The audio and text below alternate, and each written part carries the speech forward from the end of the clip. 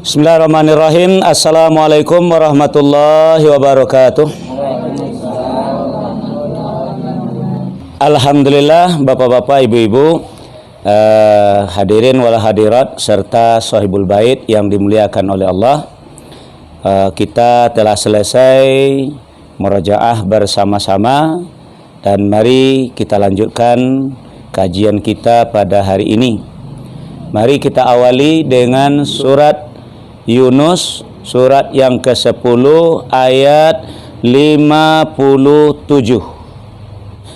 Bismillahirrahmanirrahim.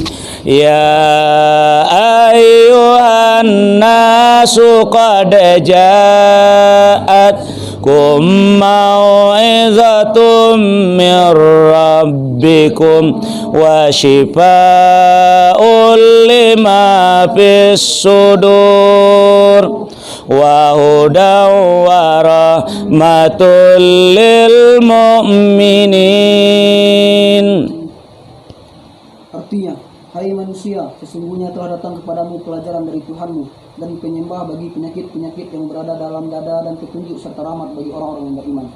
Jadi Allah menyeru kita, ya ayuhan nas, wahai manusia, qad ja'atkum mau'izatum mir rabbikum, telah datang kepadamu mau'izah dari Tuhanmu. Apa itu? Al-Quran. Ya, pengajaran itu Al-Quran. Jadi Al-Quran itu berfungsi sebagai pengajaran. So, kajian aku masalah Al-Quran kemarin kan? Kemarin judulkan antara solat dengan pada hari ini antara Al-Quran dengan syifa. Atau syifa tuh. Kurang orang ubek sedunia Bang. Nah, dombo kalau orang ubek loh. Nah, ini kok di malataknya kok kita cari duduk persoalannya kok. Jadi awak bicara masalah ubat, ambo bisa lo bicara masalah ubat, tapi di ma posisi beko baru nampak gitu.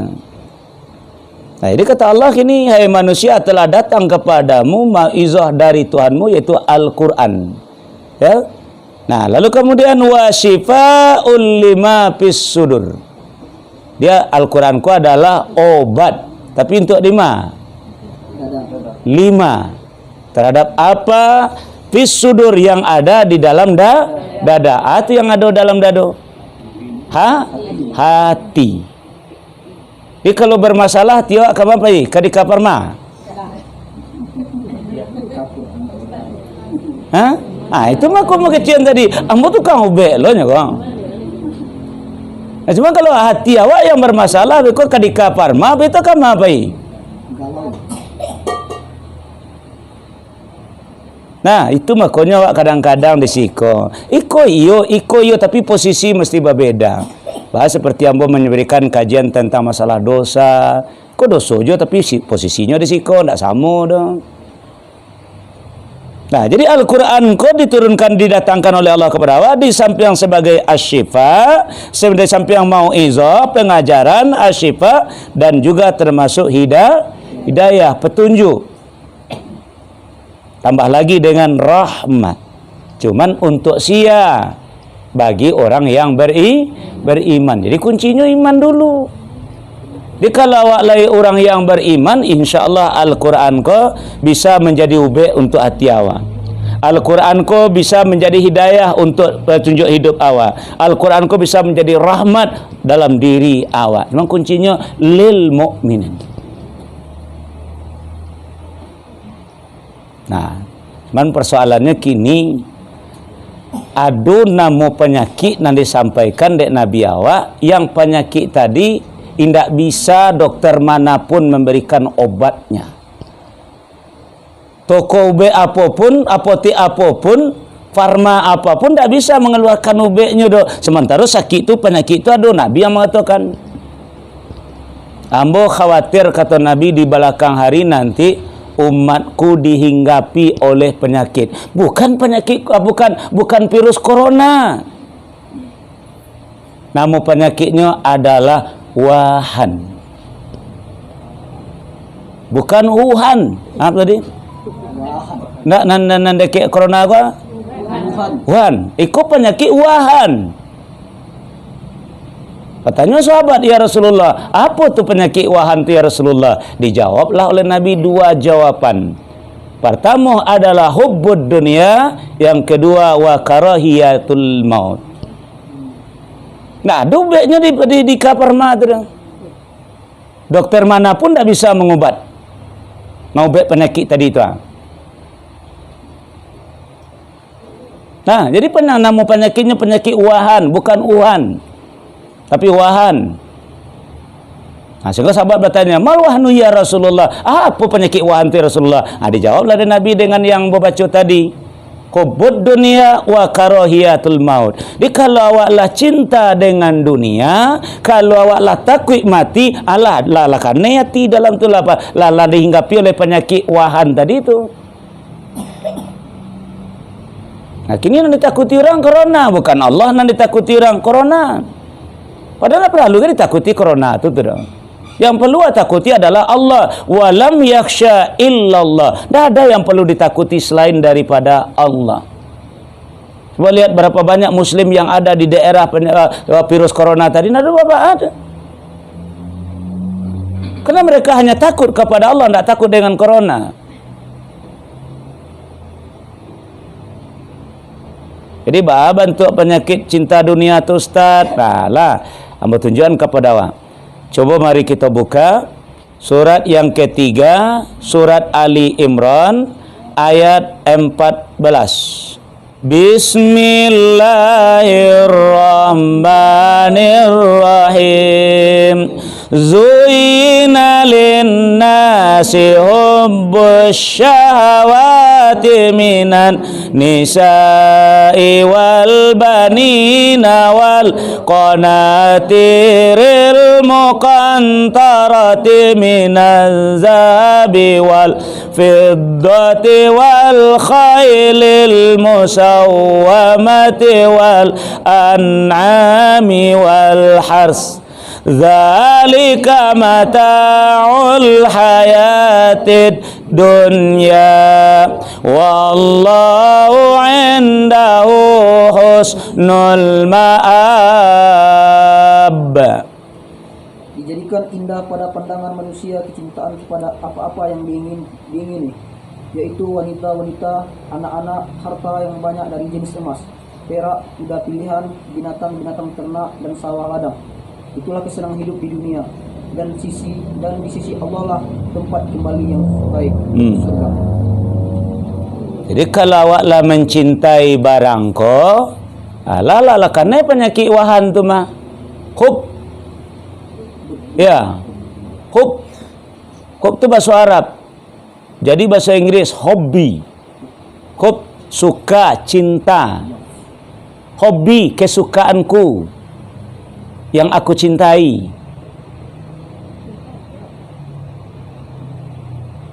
Dan nampak penjelasan itu dari Ustaz Abdul Somad. Lo dapat nampak?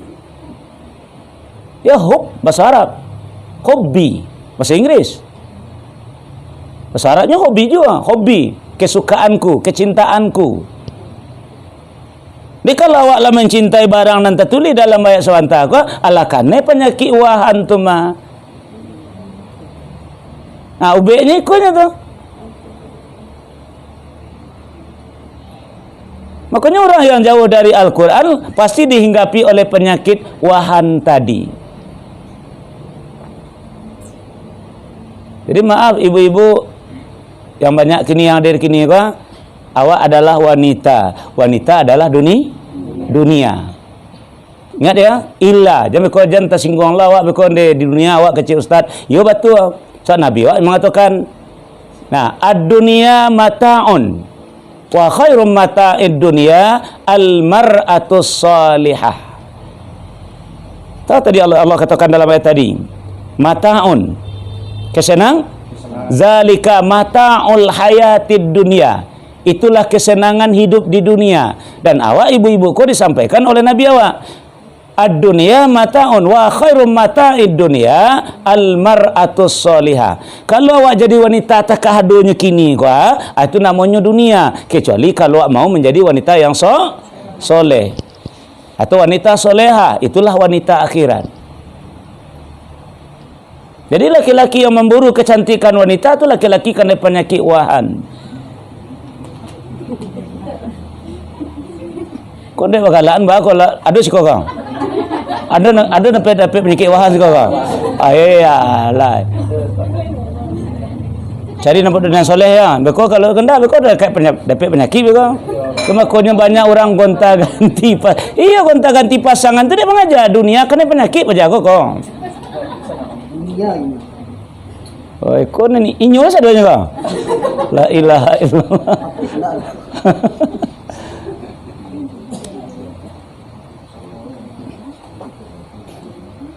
Nah, ada buah. Yang kedua adalah anak. Jadi anak-anak nawak sayang nanti gilo-gilo, ada anak lah mati pagi patang siang malam besar. Itu dunia. Kecuali kalau jadikannya menjadi anak yang soleh. Kalau jadi anak jadi anak yang soleh, baru dia jadi anak akhirat. Kena dunia. Ada sibuk awak menjadikannya nak sanang awak mencari anak dari Allah kena penyakit atau penyakit wahan namu. Nah, ada bet di cover mah tu dong. Makanya buat jangan jadi ni jadi aja kamu buat ayat bocanya kau. Ya dah di cover mah kan jauh bet kerana. Nah, kaji mau selalu bet lah syifa tu bet arti tu. Mana bet ambo ke mana bawa kau? Nah, yang ketiga di dalam ayat itu adalah baru nan dikaja-kaja orang wal qanatiril muqantara, yaitu harta yang bertumpuk tumpuk. Apakah itu berbantu az-zahabi ame wal fiddah, ala tu perak, wal khailil musawamah, kuda pilihan, artinya benda kesayangan, wal an'am binatang ternak, wal har sawah ladang. Ndak ada itu sadonya dunia, sadonya tu. Kecuali harta yang bertumpuk tadi lah bisa awak pergunakan di jalan Allah. Kalau apa gunakan di jalan Allah, baru itu harta akhirat. Makanya ambo ingat dengan kajian dari almarhum Ustadz K. Haji Zainuddin MZ. Masih ada videonya beredar pada hari ini. Masih ada tuh YouTube-nya beredar, Facebook-nya beredar, di WA pun dia pokan orang. Jadi dalam kajian beliau itu, beliau menceritakan seseorang diwawancarai oleh seseorang. Seorang bapak diwawancarai oleh seorang wartawan lah, kira-kira begitu. Kecil wartawan tadi, Pak, boleh ambo wawancara dengan bapak? Silakan. Nah, labara umur pak kini. Jawapannya, umur ambo baru sekitar 5 tahun. Tu lihat orang bapak kau umur 5 tahun. Ada enggak? 5 tahun umur orang bapak kayaknya ada enggak? Kau seorang kau baru apa orang bapak kau umur 5 tahun. Yang kedua labara anak bapak. Anak ambo baru seorang. Kekayaan apa bara? Kekayaan ambo kalau ambo taksir lah ambo kira-kira sekitar 5 balik atau 20 juta lah. Tercangang lah wartawan bertanya tadi. Ambo ulang balik bertanya ndak ada pak. Silakan. Bama ku apa sampai katakan umur apa 5 tahun. Padahal mungkin umur apa lah lebih 60 tahun. Nah, kalau umur ambo detong sejak lahir sampai kini lah 65. Lalu bangga ke papa katakan umur apa 5 tahun? Karena nam baru paguno umur ambo sesuai dengan tujuan yang menciptakan diri ambo sekitar 5 tahun kau baru. Wa ma khalaqtul jinna wal insa illa liya'budun. Tidak aku ciptakan jin dan manusia kecuali untuk beribadah kepada aku. Anan sabana-bana ibadah ambo kepada Allah 5 tahun ko baru. Itu nampak gunomu ambo baru untuk agamu. Salamu ko mulai solatnya. Cuma solat tu ndak rasa bahasa ibadah, cuma sekadar gugur kewajiban. Anan adu di muka ambo kini ko lah baraumu kira-kira celetong pulo. 8 tahun itu Waktu 2 hari. Nah, tidak ada namanya jawapan itu sampaikan almarhum Ustaz Zainuddin MZ. Lalu bapak kecil anak apa seorang? Kalau dicari anak apa banyak. Anak ambo 7 orang. Tapi yang tahu juga agama cuman seorang. Sarjana sadonya cuman nang tahu agama seorang. Kalau meninggal ambo besok nang mungkin mendoakan ambo anan seorang ko nyako. Nah lain mungkin memparabuikan ratu ambo. Pada kecil dunia tadi. Pada siwa dunia, anak-anak adalah dunia, haratu adalah dunia. Lalu bako pak kecekan kekayaan apa sekitar 5 balai atau 20 juta. Kalau tidak salah perusahaan apa banyak. Kalau kekayaan kamu betul tidak bukan miliaran, tapi triliunan. Lalu bapak kecekan baru 5 balai atau 20 juta. Karena itu baru nana bisa nalah ambo pagunokan di jalan Allah, di jalan Allah, dan itulah kekayaan ambo. Itu nana do milik ambo barunya tu. Nanti enggak aku kada para benda anak ambo besok mah. Nah itulah. Nan penyakit wahan tadi tu. Dah ada baiknya di kapar mah belum kecen tadi tu. Dokternya bagian dah ada tu dah. Di kalau Allah memburu dunia, Allah mengajak dunia, Allah ada penyakit di dalam penyakit wahan. Itu nan dikhawatirkan oleh Nabi awang. Ambo khawatir umat ambo di belakang hari besok dihinggapi oleh satu penyakit, bukan corona, tapi penyakit wahan. Yaitu hubbud dunia wa karahiyatul maut. Cinta kepada dunia dan takut kepada mati. Nah, orang yang tidak takut kepada mati adalah orang yang berpikir untuk mati. Jadi kalau orang kau berpikir untuk mati, dia tidak takut mati. Baca dia berpikir untuk mati. Ayo bertunjukkan. Surah 59 ayat 8 balik. Bismillahirrahmanirrahim. Ya ayyuhalladzina amanu taqullaha wal tanzur nafsum ma qaddamat lighad wattaqullaha innallaha khabirum bima ta'malun. Hai orang-orang yang beriman, bertakwalah kepada Allah dan hendaklah setiap diri memperhatikan apa yang telah diperbuatnya untuk hari esok, yaitu akhirat. Dan bertakwalah kepada Allah, sesungguhnya Allah Maha mengetahui apa yang kamu kerjakan. Jadi orang yang tidak takut mati, yang berpikir mati adalah sibuk mempersiapkan amal untuk pulang. Mumbang jatuh, kalapo jatuh, tidak ada pikirnya awak. Kami muda, tidak ada istilah tu dinya. Kalau pikirnya mati.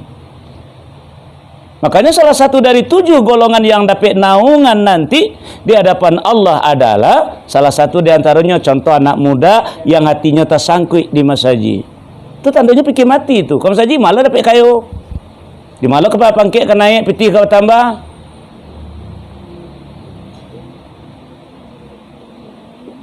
Nah, jadi dia sibuk mempersiapkan dirinya untuk hari esok. Wal tanzur nafsum ma qaddamat lighad. Hendaklah setiap diri, setiap jiwa mempersiapkan anan kawak bawa pulang. Tandanya ingin mati.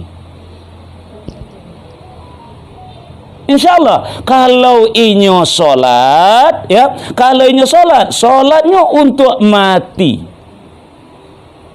Coba kita bagi contoh dulu ya.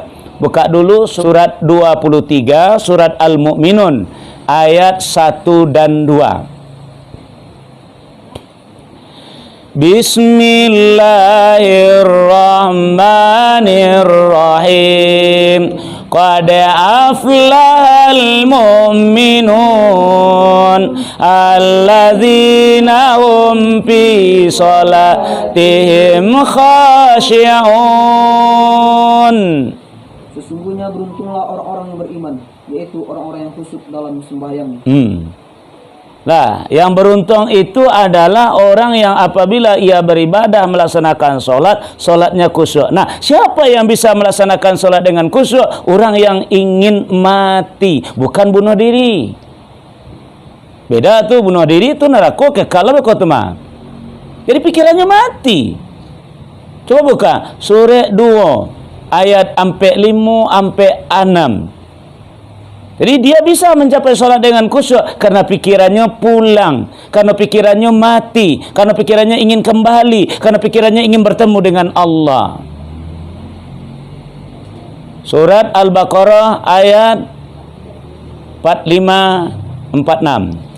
Bismillahirrahmanirrahim. Wasta'inu bis-sabri was-salah wa innaha lakabiratun illa 'alal khashi'in alladzina yazunnuna annahum mulaku rabbihim wa annahum ilaihi raji'un. Jadikanlah sabar dan sholat sebagai penolongmu, dan sesungguhnya yang demikian itu sungguh berat, kecuali bagi orang-orang yang khusyuk, yaitu orang-orang yang meyakini bahwa mereka akan menemui Tuhannya dan bahwa mereka akan kembali kepadanya. Nampak? Jadi orang yang bapaknya kiwahan dalam hatinya, memang solat dan khusyuk itu tidak bisa. Ya pengananya dunia. Allahu Akbar deh, lupa lo membeli itu tadi ha.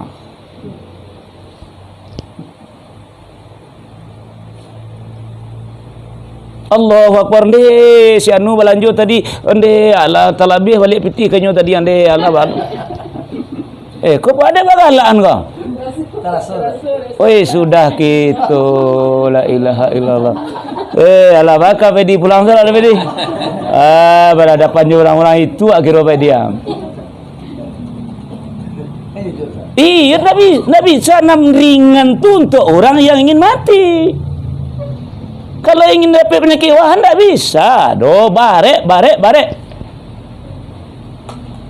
Memang dia tahu saya gawaknya. Dia kenal hati itu berpenyakit. Tadi penyakitnya wahan. Hak wahan tu cinta dunia. Dia kalau masih mencintai dunia tak bisa. Dia khusyuk solat tu dong. Kok syekh terkenal bagilah. Kok sudah sebagilah imam mayam. Kok nandak dia bisa. Dong melayang je nyonya. Solat awak di Makkah mama Allahu Akbar. Apa san-san utang keribuk pulang.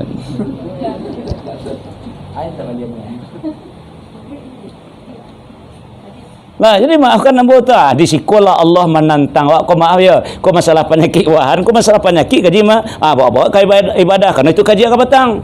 Nah, sekarang cuba perhatikan. Lah tak kau kecil Allah ndak jual lah sekian lama awak hidup ndak. Ndak jual ada pengana nak pulang dah. Coba perhatikan surah 57. Surah 57 surah Al-Hadid ayat 6 baleh. Bismillahirrahmanirrahim. Alam ya'ni lilladzina amanu an takhsha'a qulubuhum li dzikrillahi wa ma nazala minal haqq wala yakunu kalladzina utul kitaba min qablu fatala alaihimul amadu faqasat qulubuhum wa katsirum minhum fasiqun. Belumkah datang waktunya bagi orang-orang yang beriman untuk tunduk hati mereka mengingat Allah dan kepada kebenaran yang telah turun kepada mereka, dan janganlah mereka seperti orang-orang yang sebelumnya telah diturunkan Alkitab kepadanya, kemudian berlalulah masa yang panjang atas mereka lalu hati mereka menjadi keras, dan kebanyakan di antara mereka adalah orang-orang yang fasik. Alam ya'ni lilladzina amanu an takhsha'a qulubuhum li zikrillah. Alunjud datang bagi orang-orang yang beriman untuk khasya'a, untuk khusyuk hati mereka mengingat Allah. Masih dunia juga baru nambahkana. Itu penyakit wahan yang menyebabkan hati awak menjadi kare. Kalau kare hati ujungnya fasik. Nah, pasti apa kau meninggal Dia mengajar dunia aja. Cubalah umurlah dakik 70 di supermarket je dari pagi sampai malam. Dia gen kurang bekon, dia pola bekon, pada lapih lo kurang biar lawak suka jalan tak kesurau bagai. Ila berlalu masa yang panjang kata Allah. Alun juga kusuk le dah. Yang menyebabkan tak kusuk pergi tadi penyakit wahan. Hubud dunia wa karahiyatul maut. Takut mati. Orang yang bisa kusuk yang ingin mati, bukan bunuh diri. Tanda orang ingin mati bah, sibuk mempersiapkan bekal untuk pulang.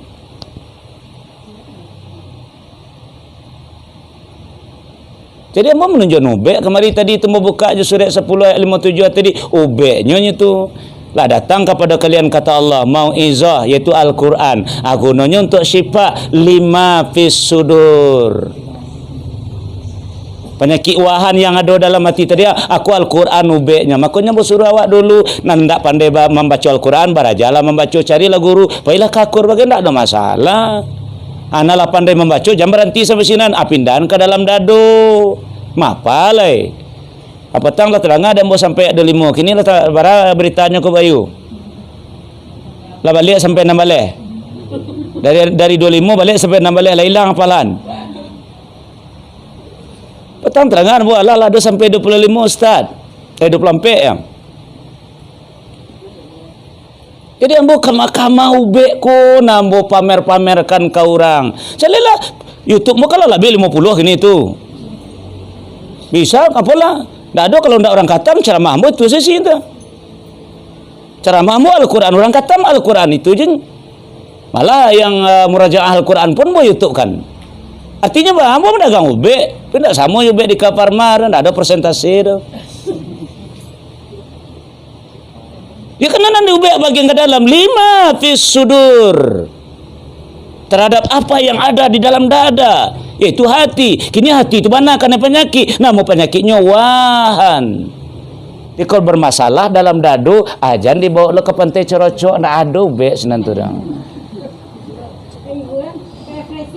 Iyo ndebe ko balik senantur tu macam kalau lihat. Oh tambah parah malahan kalai.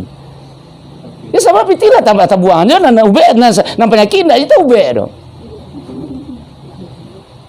Dah turang minta utang ke Marida. Ya piti kau boleh lah kau bawa pantai Cerocok tu maju apa hutang lejnya lah. Padahal kecilnya ke pantai Cerocok tadi. Ke pantai Cerocok tadi nak menenangkan batin ndak bisa doh. Ndak bisa dah percayalah.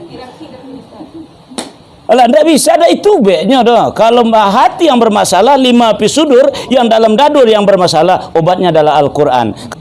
Nah, sebelum kita tutup, mari kita coba melihat lagi ke dalam Al-Quran surat 41 surat Fussilat ayat 44. Bismillahirrahmanirrahim. Walau ja'alnahu Qur'anan a'jamiyan laqalu laula fussilat ayatuh a'jamiyyun wa arabi qul huwa lilladzina amanu hudan wa shifaa walladzina la yu'minuna fi azanihim waqarun wa huwa alaihim ama ulaika yunadawna min makanin ba'id.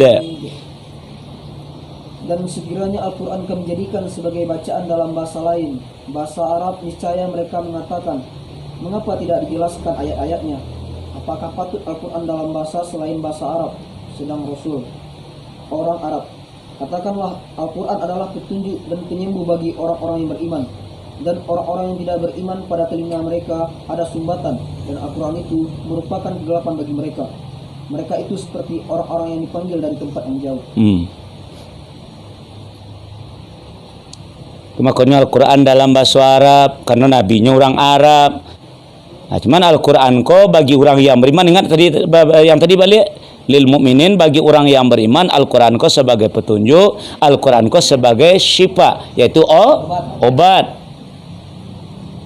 Nah, bagi orang yang tidak beriman sama dengan azan orang tinggal sebelah masjid. Azan berkumandang nyo tinggal seorang saja, seakan-akan orang memanggil dari jauh, tidak terang aja doh. Karena ada sumbatan. Jalan ke masjid tidak nampak. Azan babuni tidak tadanga. Semua itulah nyo dengan Al-Quran. Malah banyak yang anti dengan Al-Quran dibacakan. Sehingga pengajian-pengajian dibatalkan. Kemarin teranglah berita pengajian Ustaz Bakhtiar Nasir juga dibatalkan. Siapa itu? Orang-orang tidak beriman saja itu. Orang yang kena penyakit wahan, hanya mencintai dunia, mengaji kau nak kakayo. Betul malah orang kayo dia ngaji. Tapi mau baik di dalam tadi. Supaya awak jangan dihinggapi penyakit wahan yang dikhawatirkan oleh Nabi. Itulah dan jawaban Nabi. Amba khawatir umat berbelakang hari besok dihinggapi oleh penyakit wahan. Mal wahanu ya Rasulullah. Itu penyakit wahan ya Rasulullah. Baru Nabi jawab, hubbud dunia wa karahiyatul maut. Yaitu orang yang terlalu mencintai dunia, takut hidup ke mati. Nah, merasa untuk sore hari ini, itulah yang bisa saya sampaikan kepada awak. Silakan berdaganglah, silakan jadi pegawai lah, silakan ke sawah ke ladang, tapi jangan berpisah dengan Al-Quran. Kalau berpisah dari Al-Quran dapat penyakit. Anak penyakit tadi? Ada obatnya didika? Tidak ada obat didika. Nah, demikian saja. Subhanakallahumma bihamdika, asyhadu an la ilaha illa anta, astaghfiruka wa atubu ilaik. Assalamualaikum warahmatullahi wabarakatuh.